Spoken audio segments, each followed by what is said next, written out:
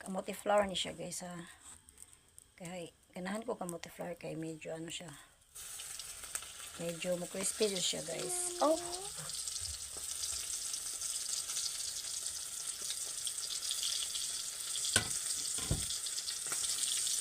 Okay.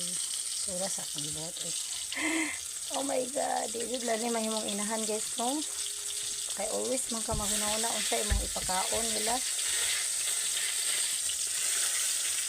Oops. Ayan, pwede po nga. Hindi na ko sila lutuan ng mga fresh. Tauna. Panglaw pa nis.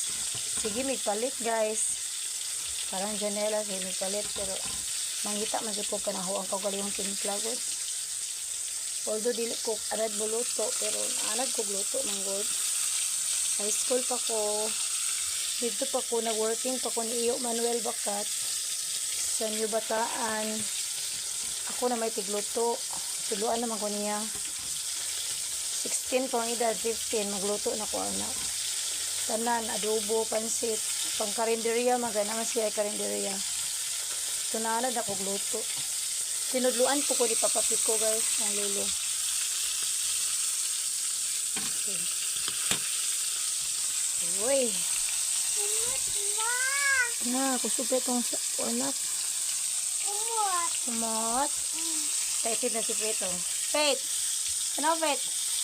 Basta magluto galit ko na. Diyan na si Pet. Atong na siya, guys. Ate? Na, ate at so na ito. Nakasabaan na si ate. So, sinina ni mo. Bago ka naligo. Dalaw ko na po. Na. Wow! Talikod, talikod. Ate na ba na, Pet? Ikaw dahil sunod. Naka-jumpsuit ba ka, Pet? Lakaw sa ko na. Lakaw pa dungan. Na, yehe, nice. Waman na tarong. Tarong nga mamang tapa na. Limot na yung sigata ka na. Gikan na sa kuhan ba? Gikan pa sa panglaw. Kaati man apit no. Nyawang gipasa ni mo. Uy!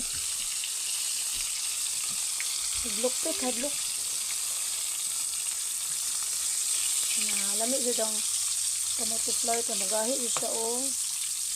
Dito siya gahi pit. Tawa pit, tawa.